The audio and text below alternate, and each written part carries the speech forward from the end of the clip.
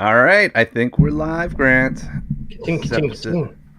episode 21 of Friday Thoughts with Grant and Gene. How the hell are you this week, sir? I'm okay. You're okay? Tell me Yeah, about that and I see okay, that, and if you I want see that. Oh, I'm dancing here. I see that now. Good. I'm okay. No one of those. Fine. to. It's not fine, or I'm okay. It's an actual, yeah, I'm doing okay. Yeah, it's. You know, yeah, yeah. Been an unusual week. I think they're all unusual weeks, but this week's been really kind of unusual. Care to share? You know, I don't know. I don't Ooh, know. that unusual. Yeah, yeah. I mean, definitely one of the things is, and it's not that I mean, I'm normally very open. I'm not a whole bunch of things. I'm normally nothing to hide. Not kind of who I am. But there's just one thing I'm not. I haven't. I just don't share. That's all right. It's just one of the things. A lot of people do share it. A lot of Yeah. people do share it. So it's been, as I mentioned last week at the end, is that I had a celebration of life for my mother-in-law's husband. Yeah. You know, and it was interesting. So it's taken a year for her to set this celebration up before she felt ready. And she had put it on and postponed it and put it on and postponed it. And his kids had, and I'm saying kids, these kids are Yeah. older than me, right? Decided they want to have their own at a separate time. They had one, I think maybe August time last year. Mm. And, my camera's bouncing. And we call her Bubby because she's for the Czech Republic, Okay. Yeah. as it was then. Or sorry, Czechoslovakia as it was then. Czech Republic as it is now. And probably most people in North America, unless they know somebody, has no clue what I'm talking about. Because they're natural Another history. term for grandma, in case you've never heard of it. Geography and natural history and history outside in North America. It seems to be a bit stinted a lot of times, unless it's North America centric. And I find that my own kids. And anyway, so the Barbie, she planned it and then couldn't get through it. And, I was, me and Hannah, just like, you know what? You don't get through it until you're ready. It has nothing at all to you. I mean, you've been married to the guy for 30 years probably now. When he died, before he died last year. And he died during COVID. So it was, funeral wise, there was nothing. It was the whole restricted thing. And anyway, so she postponed it off and on and off and on and off and on. And she reached out to me first off, because Hannah's definitely busier. And she says, when are the kids know it's swimming tournaments? When are the kids know? When do you know have this and when do you know have that? So it landed last weekend. And it was either that or Father's Day. And I was like, yeah, while it might be memorable, I'm not necessarily sure I want to spend Father's Day doing that. And then Hannah was traveling anyway, so that kind of put that date kiboshed. So we were on Vancouver last week. So we get there and, we're helping her prep and we're bringing stuff. It's just an informal affair. It's maybe, I think she counted, say 21, 22 people total was going to come. And it was just held in the back garden. So anybody knows North Vancouver knows that it is a lot wetter than Vancouver, which is why it's very green. Very green. And it's very beautiful being very green. And it's unlike Kelowna. Well, unlike Kelowna. Normally, for this day, it's a wee bit wetter than normal. So the weather held out, which was good. And everybody she invited showed up. Nice. They shared stories, they had laughs, they talked, the food went well. So at the end of it, I just kind of checked in with her and see how she'd been. And she's like, better than expected. Oh, It that's good. was a wonderful time. And that's the one we've talked about in the past, and I talk to my kids all the time, and I coach around this. The idea is that the perception of what we're going through in the moment versus what we expected, or the expectation, is always Yeah. what determines our emotions. And she had all this, and she's kind of natural warrior. I mean, she comes from that an Eastern European country that was under communism for a long time, and a whole bunch of life circumstances. She's a bit, shall we say, a warrior. Yeah. And because of all these things, she'd like, oh, what if they can't come? And what if this doesn't happen? What if that happens? And, what if... and trying to get to her to think, it's like, it doesn't matter. Yeah. It doesn't matter if they, if you've invited, and if they can't make it, that's the situation. And if this happens, it's like, well, we'll move inside. And if that happens, we can do that. There's always something we can do to minimise any of that disruption and kind of keep that away from you. But at the end of the day, it went better than she had hoped, and even better than she had planned. So that was great. And I think it was just a message, and it was a time to reflect. And that idea is that we base everything on that. Yeah. The idea, it's whatever emotion it is, happiness, sadness, joy, fulfillment, or the rest, on this idea of the reality we are in just now, what we think about it, versus what we thought it might have been. Yeah. And that has caused some reflection on my own part and other situations within my life, and about the idea of the joy of the journey. Yeah. And how, again, I mean, I know it gets talked about, and I've seen it, you see it in circles, and you see the odd one or two talking about it. But the idea you have to love the day to day, somehow, something, some way. And I was playing with a wee quote the other day, and I sent myself an email just so I would remember, because I can't remember. Do that. My inbox is filled with emails from myself right now from this week. And it was, it's still not worked out yet. And it was find a way every day. And it was the whole idea of when you look in the mirror somebody in the morning. And I was reminded to circle back and diverge and do what I normally do. Taking some time out last night, Hannah said, can we sit down and watch a wee bit of TV? I'm like, yeah, sure. It was a wind down routine at the end of the day. And she likes to just kind of chill and watch TV. So I was spend some time there before I read my book. And she's like flicking through, and she went, oh, look, there's one that says in Liverpool. And I'm like, she likes the British dramas because they tend to be a wee bit deeper, a wee bit more thoughtful, a wee bit more stimulating for the brain. And she likes dark stuff. And it was Tin Star with Tim Roth. And I'm like, oh, I like Tim Roth. I said, there's just something about him's a bit edgy, like he's got that hunch. Yeah, that he does. He plays he brings that character to life. And I love them in Lie to Me, where he was doing the alter ego of Daniel Eckerman, the facial recognition and body language specialist. And so it was him. So she's like, third one, she's like, 3 series, go back and see what the first one's about.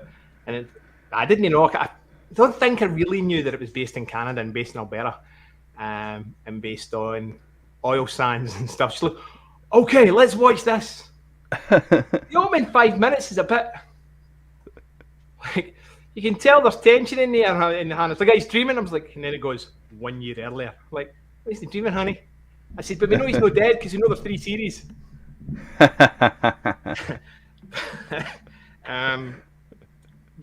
there's a scene in it where he looks in the mirror and he goes, fuck you. And he turns away, but the mirror's still looking back at him. Right? So this is his alter ego. And as far as I can understand, I think it must be some of Davy's past and his sobriety and things like that. But before this, I had actually written the idea of find a way every day to recognise how far you've come, honour who you are now, and get excited about who you've yet to become. And as a human being, we can live in any one of those states. Yeah. And that is one of the things that differentiates us from every other living species, is the ability to be in the past, think in the past, see yourself in the present, and project yourself into a future. Yeah. And we can ruminate too much and get into the darkness, and we can over positive about our future. And so there's a balance in there. And there were 3 words I was just playing with. The idea is that you got to honour the journey, and you have to do that every day, because your brain does not care. And I talked about before, the size of the win. Doesn't care. No. It's a win. A win is a win to it. A It win is a doesn't win. matter if it's And I $1 know million there's a lot. I know there's a or if ton of it's 10 people out cents. there say, don't celebrate it. You know, you haven't got there yet. You know, you haven't Fuck reached that. the end yet. It's like, nah, Those fucking are- celebrate that's- it. That's Celebrate honestly. it every single fucking day.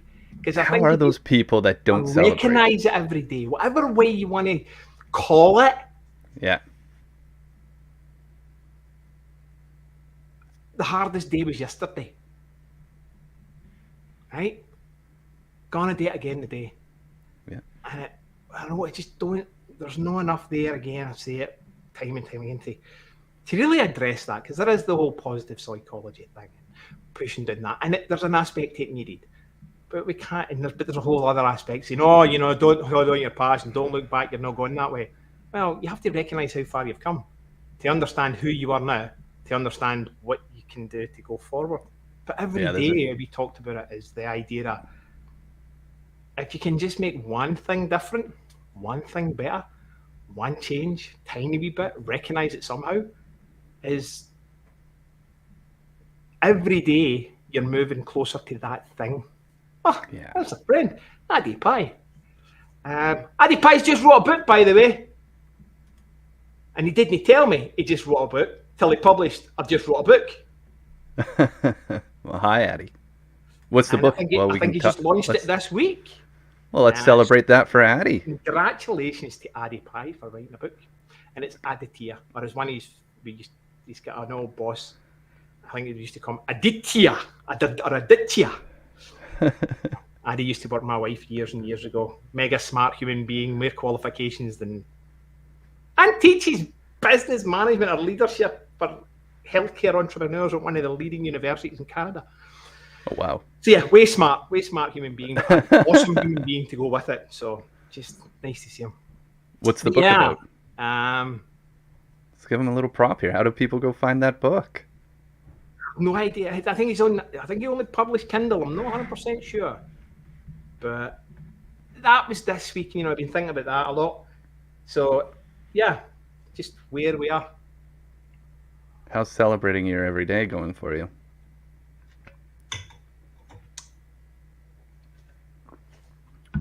Way better. And that time to take my own medicine. Sometimes that can be a spoonful. Oh God, this was a fucking jugful. This was more than a spoonful. It was a 5-gallon container. It led to some stuff I think I say my word of the day, hiding from. I've been spending a lot of energy hiding. And trying to come up with the right thing, or perfect another solution, or do something else, or blah, blah, blah. But that energy could be channeled into other places. Oh, 100%. So I just started experimenting, started looking at some stuff on how to do videos and what I want to do, and had some musings even this morning on what I want to do going forward and things like that. So I know I've said it before, and it's been gradual, a wee change here and a wee shift there, but I feel there's something in the last, whether it's the circumstances of life, whether it's the reflection, what comes first, what comes last, even in this conversation we are. All the above. Counsellor, you know, do you become a counsellor because you're empathetic, or does your empathy increase because you're a counsellor? Or is it a bit of both? Yeah. You know, do you gravitate towards it because of who you are as a human being, or what? So you mean she was kind of like, oh yeah, it's a good one. It's a good one. So, you know, it's just been a series of events just stacked and compounded into an idea. Is like, it's not a small shift I need. I need a big shift. And I know that the habit stackers and all the rest, and the coaches and all the rest. Oh, you don't need to do that. You don't need big shit. But there's sometimes you need to leap off that bucking bridge with an elastic band tied to your ankles. Still the shift, right? I think that comes right back down to that size of the win. Are you willing just to take the fucking leap? Because you've done a lot of work to tie the elastic band to your ankle. You've done all the little shifts to get you up on the edge. And looking down over that edge is fucking scary sometimes. And all you need sometimes is a stiff wind to push you over. Having bungee jumped, jumping off the edge wasn't hard. And that, even to me, sounds weird. It's like most people are like, what? It's like, no. And anybody that's ever been in a roller coaster or anything along the lines, love the fun fairs, love that kind of adrenaline rush.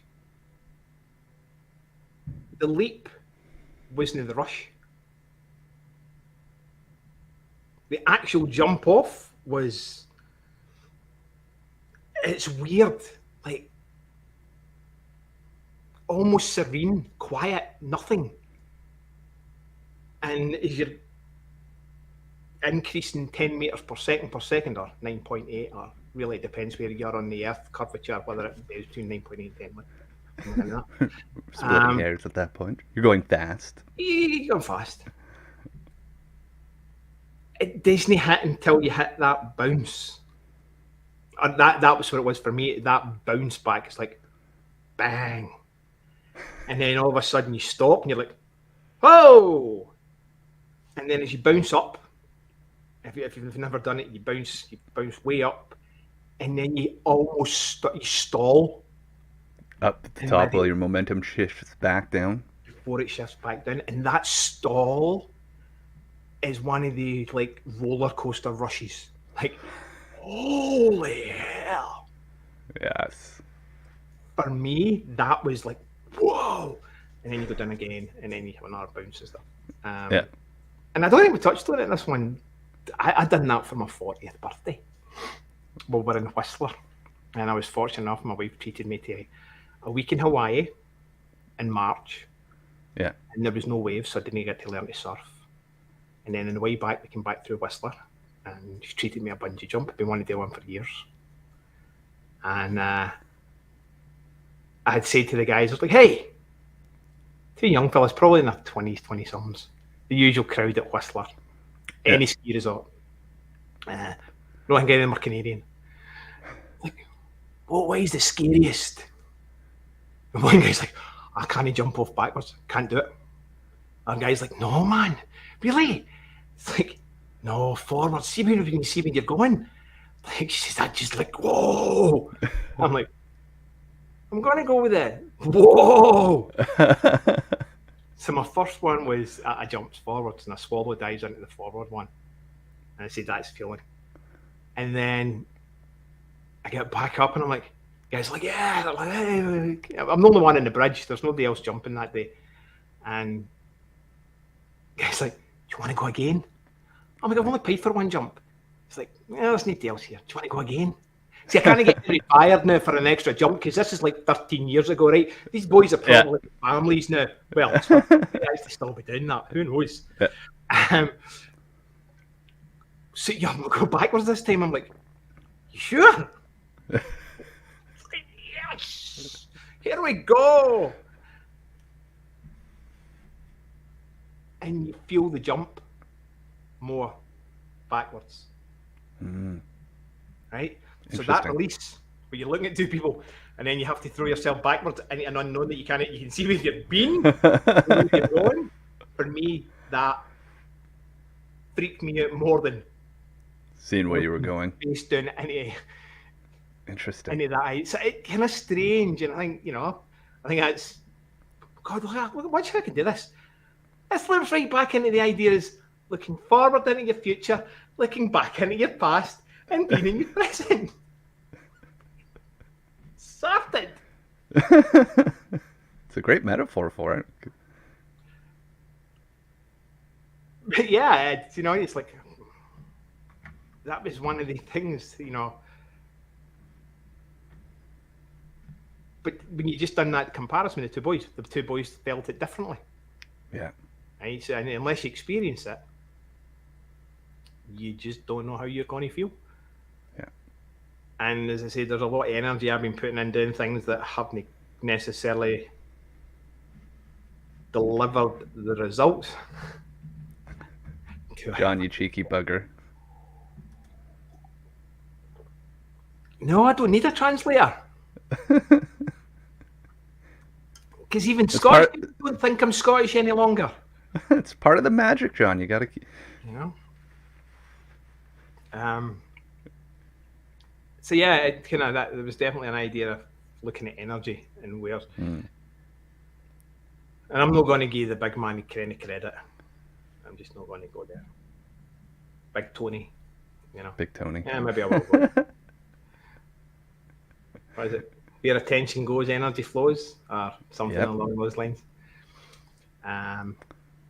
Which is not necessarily true. It's kind of cliche, but.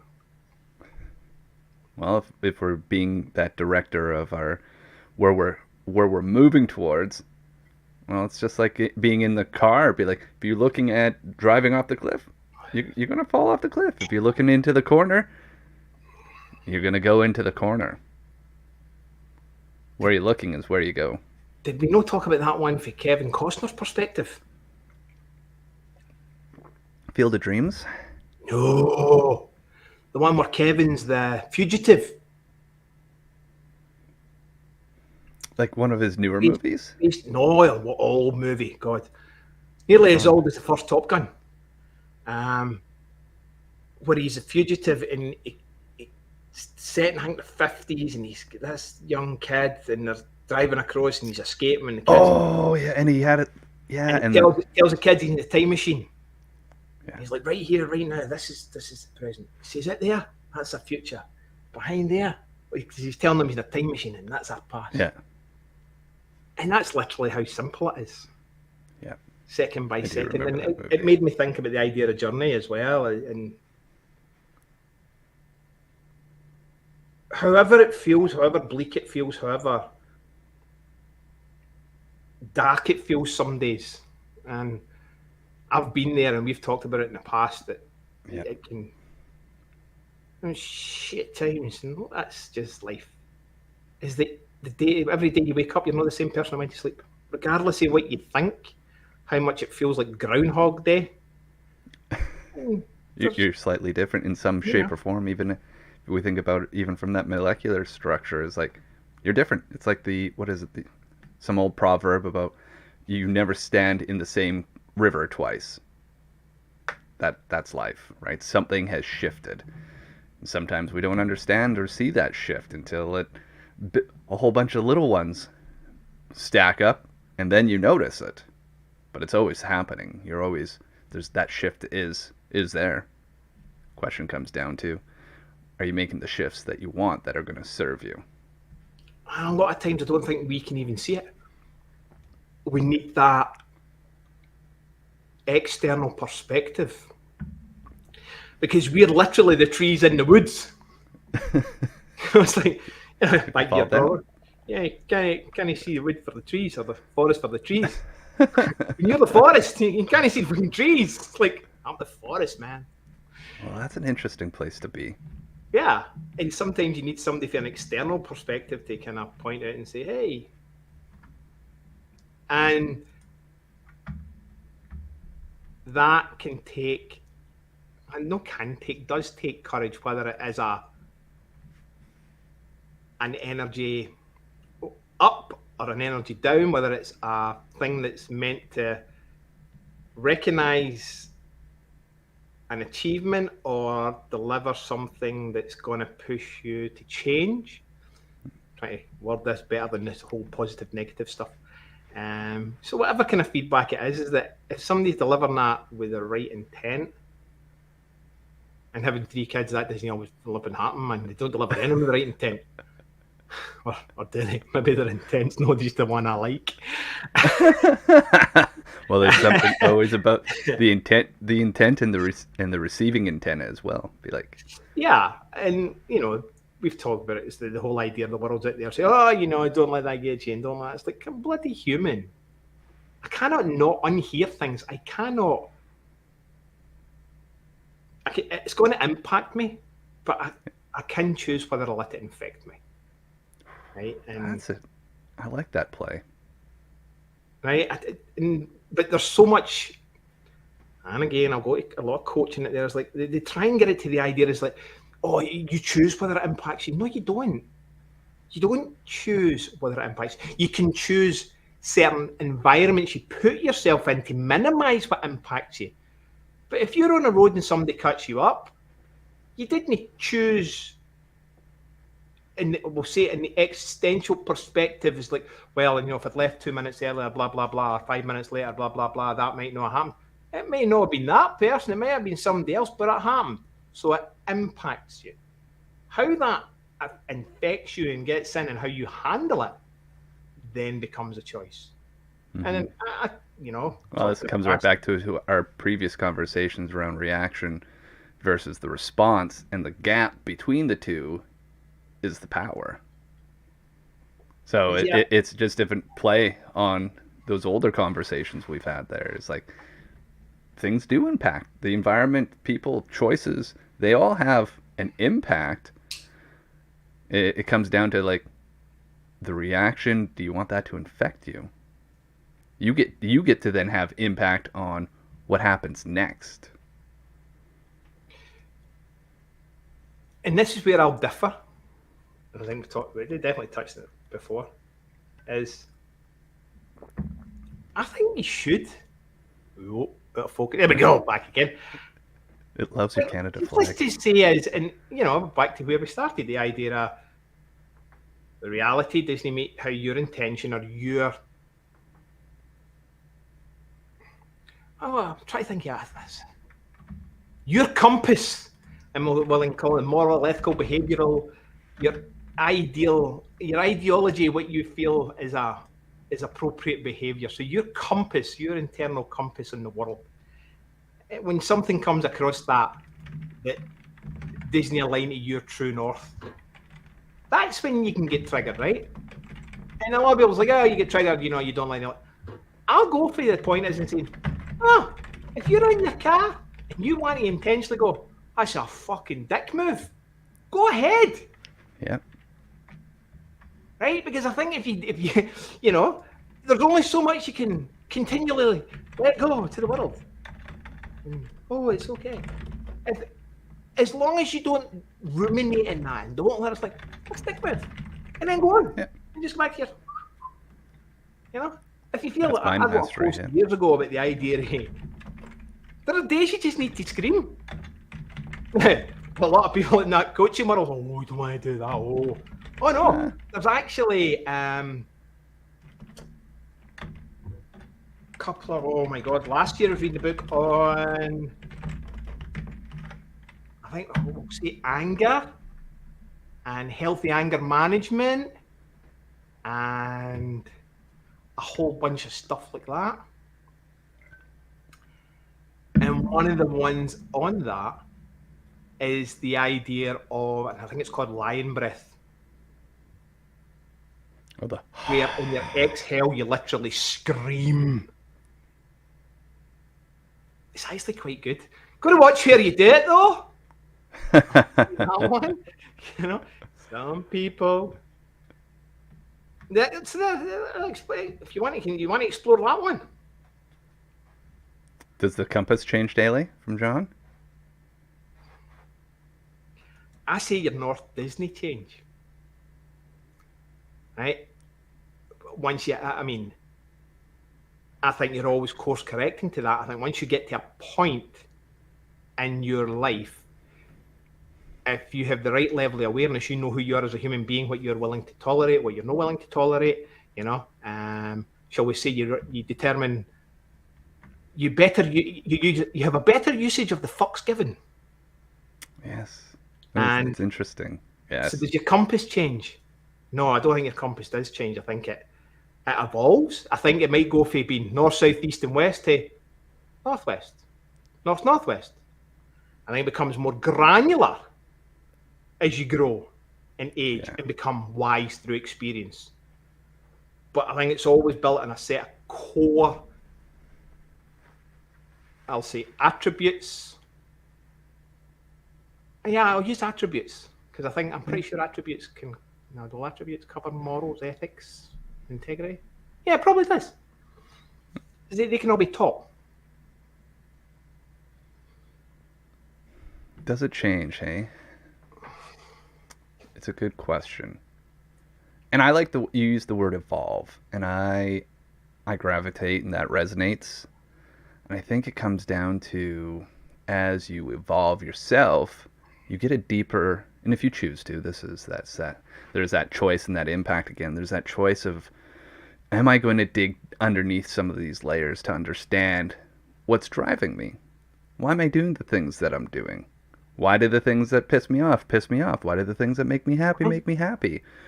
You know, for me, I look at this as like the state of like being, and then underneath this, like people talk, talk about values. Well, what's under that? I think there's like principles. Like, what are your principles? Like your rules of your universe, right? Is you and finding those and understanding those, and really getting in touch with them comes to that place of granularity I think that you were talking about on the compass on that journey is right like if my choice is to be kind in all situations or to show love or to that I want to find growth daily, well those are things that if I am aware of them and know that that's what's intrinsically driving me, I can speak to it, I can look for it, it's going to show up more. If I'm not aware of that, then I'm kind of like bumping around from one emotional experience to the next, trying to find out what that is. So I think in that sense, there's this idea that, oh, my compass is changing. But I think you're just refining it, and there's less trial and error, and you're starting to go, oh, this is actually what serves me. And at some point, can all that change? We are all about change. That's the shift. Like something down the road may shift that. You may get like this next level of like understanding of what your principles are, or something underneath that. And it may again seem like this has been a change of the compass. It's a refinement, whatever word you need to use. But it comes back down to like, well, what's driving you? Are you living a life filled with joy? And joy for me encapsulates happiness, sadness, anger, beauty, ugliness, like good, bad. It's all the things, and you can still go, fuck, I do enjoy this journey. This is a good journey.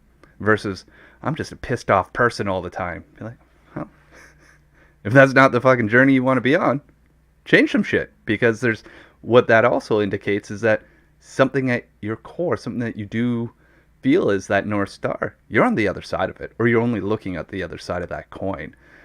So sometimes you got to flip it over and be like, well, what is on the other side of being pissed off? Oh, well, there's an agreement with myself, an expectation of the world or the circumstances that is out of line. And then that equation of emotion kicks in, and because the big gap, I think maybe that big gap's an opportunity to explore what is in there versus ignore. And that's why I shared the mind hacking happiness. Sean Webb's got a great course around talking about the EQ, the equation of emotion, and like your self map and your expectations versus the reactions being this thing that Grant and I talk about on this show lots. And I think there's just there's power in understanding that. And then there's power in understanding what's close to your map, what is part of your identity. And then eventually, as you work and understand your compass, be like, well, these principles then become part of your identity versus like the things. That's kind of where I've been exploring it lately. I keep coming back to the two words pissed off. I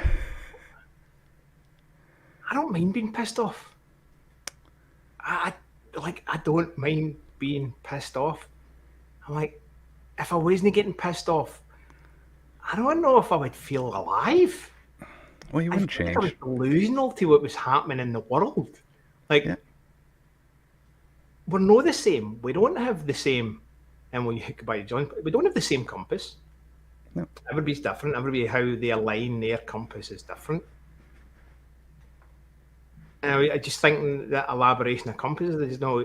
If you look at it from a very crude perspective, you've got north, south, east, and west.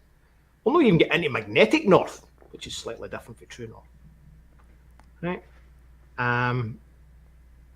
And shifts. Yeah. If you've only got these 4 points, if you are going through life as your journey and you've only got these 4 perspectives to look at, it's like you're always switch. It's huge shifts. Yeah. And even if you're on a growth journey or not on a growth journey, or whatever aspect you're doing, shifting when you get huge shifts like that. If there is a level of awareness, it's harder to course correct. So, and that's how I was saying is I think as you grow and as the experience comes and as the wisdom progresses and we learn through our experimentation and all that sort of thing, is that it's all of a sudden, it's like magic, this new line pops up and says, okay, I don't need to go that far, I can only go that far. And then, and as you get that part comes up, this other new line pops up and magic, another one comes up. And it is about raising that level of awareness. So it just makes it easier to course correct. It makes it easier to stay on the path that you want to be on. But what it also does, though, is you become more aware. It leaves, and I'll say, if we look at it just via, I'm going to say thoughts, feelings, emotion, behavior, blah, blah, blah. We'll say a personal attributes perspective. It actually has more points of impact for you. Yes. Right? Whereas, that Disney line, or that is not, or that is not. So the more granular you become as yourself, the more opportunities I think you open up. Well, it just adds those perspectives, shall we say, right? Impacted, and potentially, we'll use the cliche term, triggered. But as a whole, as a 360 whole rounded individual, you've more ability to deal with each one of them. Well, I think there's also, like, as you add more degrees to that compass, staying on this metaphor, is that you realize that the smaller shifts, they don't take as much energy too, right? When you've only got 4 things to do, you talk about that shift being like, not only do you realize, I got to make the shift, but like, this is a big jump now. Be like, I don't have faith or trust in myself to make this jump, or maybe I'm not fucking discomfort enough to make this jump, and it takes it feels like a Herculean effort. Well, if you're just going like half a degree, be like, I can do that. Another half a degree tomorrow, I can do that. Nobody the next half a degree, right? Well, yeah, those like numbers we're cracking at the Garmin now. Well, an old school still was no good enough. It becomes like the slight. There's a book that's on my shelf called The Slight Edge, and it's all about just like the little fucking micro shifts, the micro change. Be like, because your graph does this versus down. It's a choice, and they even though it might seem hard, like the cliche thing that has come up for me a lot this week, if nothing changes, nothing changes. The responsibility for that is, can you be like, if nothing changes, cool, I'm content with that. And if nothing changes, and the answer to that is like, that's fucking bullshit, be like, well, what the fuck are you going to do about it? That's up to you. You get to choose if nothing changes. That's up to you.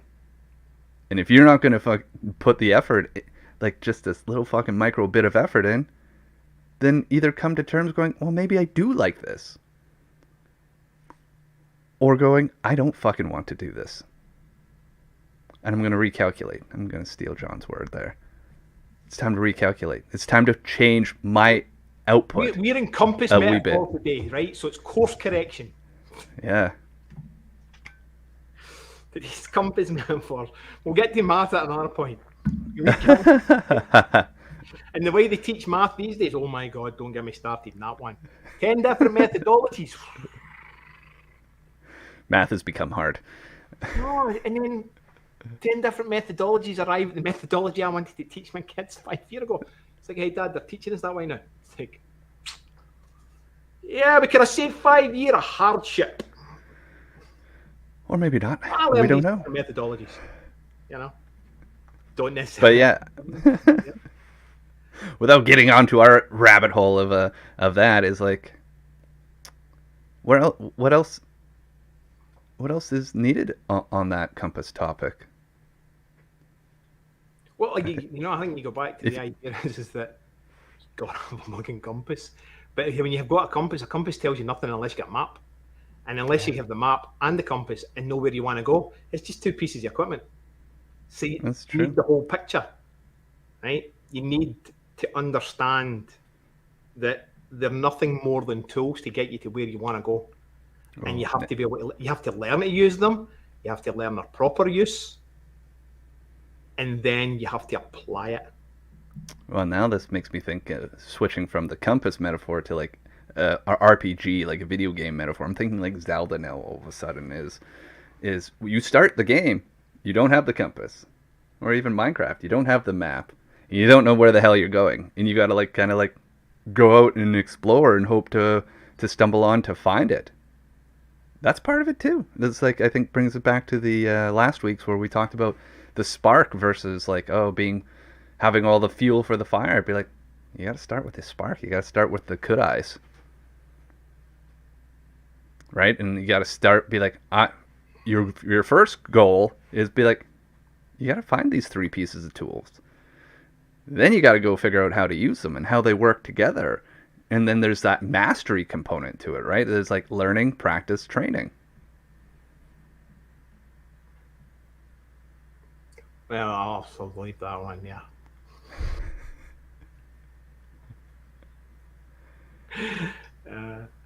Yeah. I mean, I think I actually started using one of the ones the school came up with, and had it. I think Gay Hendricks has it in his 2x2 in the Big Leap. I looked at. I like the way this.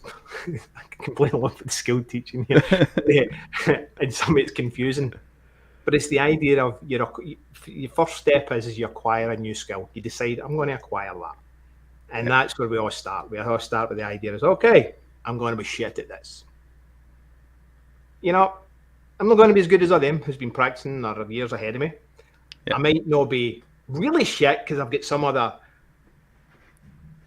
complementary skills or abilities that might minimize that. Like if I wanted to go and learn to ski because I can understand certain stuff about snowboarding, I might be able to ski. I don't know. That's a journey for this year, maybe, potentially. And then as you start to acquire it and get past, Josh Kaufman's first 20 hours, you move into that. Well, I'm now developing. I'm at that first hump. I'm like, hey, I'm there. And that I think is always the hardest part because you've got that initial confidence and boost that lets you get in there and you're going to be crap, and then you feel you get good at something, and then you realise, holy hell, I'm rubbish at this. Because the initial love for it's worn off, and you're like, I'm getting something that's like, nah, you're not really. And then you go on the downward slope again, for the next, and we'll use, which is Gary Klein's stuff, but popularised by Malcolm Gladwell. About 5,000 hours from rubbish. Yeah. You then go down for a wee while and then you start to go up. And most people don't all go through when they start something new. They'll go through that initial pain. But it's when they hit that hump and get into that downward, they lose that momentum and they lose some of the reasoning why. And they're like, again and again. I'm not doing this. So it's the idea is like, if we're going to get that, is to make it less steep and more gradual. So we get into that developing aspect. And, as we get into developing, then we start to refine it. Before we move into mastery. And mastery is that level of, there's no end game. No. Right? But here's the thing, and a lot of people don't get this, and there's the cliched term out there, using a lot of cliches today, is the idea is, and I think we touched on it before, is the idea the way you do one thing is the way you should do everything. I was like, no. You should be okay with being crap at some stuff. You don't need to be going for mastery and everything you do. I mean, part of that, there's a problem. I've talked about it, the self-help movement, the self-development movement. The way it's kind of put it there is like, no, you got to be, if you're going to do it, you got to be great. And it's like, no, you don't. No. Be happy with being crap at it. Yeah, what if you are shit at something? You're okay with being crap at it. Do you need to be uncrap at it? Yeah. And I think there's the thing is it's easy to say, just keep going, get good at it. It's harder to sit and understand and go, oh, garbage at this. Okay, but I love it. Garbage at this. Yeah. But what if you're garbage at it? Like, and that whole idea of being garbage at it is like, well, that's sneaking in that little comparison devil there is just like, well, what if, like, yes, your skills, you may never be the Kobe Bryant of whatever the hell that it is you're doing, but do you enjoy the hell out of it regardless? Be like, cool. Like, the amount that it takes to be a master at, like, the ultimate level, be like, that's a lot of commitment. And if you're okay going, I just enjoy this for this, and I know I'll never be the ultimate, cool, you won. And I think that speaks to a little bit, John, you had a question, is it possible to fool the intelligence, fake it till you make it? It's like, I think there's... The only person who's fooling is the fool. Well, and if this question is about that self-reflection inside, it's like, when you're bullshitting yourself, so accept that you're at the... You were probably when people start go fake it till you make it, like that's the conscious and competent component of the learning graph is like, oh, I know enough to know I don't know enough, and be like, and that's okay, and like, but you can still step into it bravely, you can still explore it, and you can still go, this is something that really moves me, and I'm willing to get to the next two stages in this learning graph. Or not. And that's okay. Intelligence. Is it possible? Yes, I think you can fool people who are technically less intelligent, but also, you can fool people more intelligent if they're willing to be fooled, if they want to believe, if they peg some level of hope on it. Yeah, well, and that comes back down to, like, where's that question coming? Is that internal piece, or are we talking about salesmanship and marketing? Because there's a lot of people that are very good at salesmanship and marketing that can get you to buy something, and they may or may not be at the top of their game. That happens all the fucking time. Be like, well, we can just look in the tech world alone. There's documentaries after documentaries right now on Netflix and Prime about some incredible salesmanship with fluff behind it, right? So if this question is it possible to fool your intelligence? No. You know. It is for a short time. The research says it is for a short time, right? You can't actually convince yourself that you are more intelligent for a short time. The positive psychology stuff does work for a short time, but there is a point, and it varies for everybody, where your brain, and this is again part of the thing is that people are out there projecting, no, you just say this and get your mantras and get this and get that. It's like, no. There's a component that most people don't talk about. It's like, they're okay. But there's a point in time it comes, and everybody's different, where your head and inside your brain, it says, fuck off, you're bullshitting. Yeah. No, you're not. You're fat. Own it. and sometimes that's directed at me, right? That's no everybody. That was one of the ones in my head. It's like, hey, yeah, your mirror's no broken. you're not on a fairground any longer, fat boy. Get it sorted. Stop being soft and get to it. Be like, oh, you can't be like that to yourself, though. That's like that. It's like, no. But but naturally we are. Like, accept the point that I talked about them as saboteurs, but like, they're there.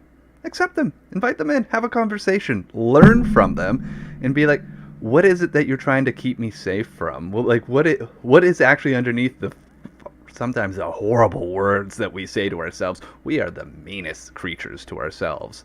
Be like, but what's actually under that? If you stop to go, oh, I can't believe I just called myself fat and lazy and all these things. Be like, but what is underneath that? Be like, oh, there's a calling to go.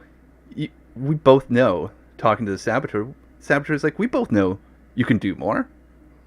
I believe in you. I don't know how to say these words to you. You're going to have to go figure that out for yourself. But I'm saying it because I believe in you. Because if you didn't, and you were sitting around living well under your potential, and your own mind wasn't even going to say, hey, I believe in you. And then I think there's some other challenges within there. But like, if you're hearing them, that's because there's a component that they believe in you, and they know you have more within you than what you're doing. Heed the message, not the words. I'll go with John's thing. He's saying cognitive intercourse. I'm going to say discourse. You know? I think intercourse is more fun than discourse, and I think you need that internal argument, and you know. But you also need that honesty, right? And I know there's like, oh, don't say that about yourself. Just love this and love bollocks. Right? There's a time and place for it, but there's also a time and place for fucking hard love and a bunch of bloody honest truth. Hey, fat boy, get your ass moving. Well, and that's that piece underneath the words. It's like there's a message underneath the words, and it does come from that place of love. And sometimes that shit's really hard to hear. Be like, oh, man, I got to do all that. Yeah, you do. Get to it. Start today. For the small price of your energy, start today. Yeah, I paid the price earlier this week.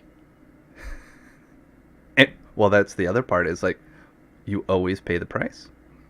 Oh no, I paid the price.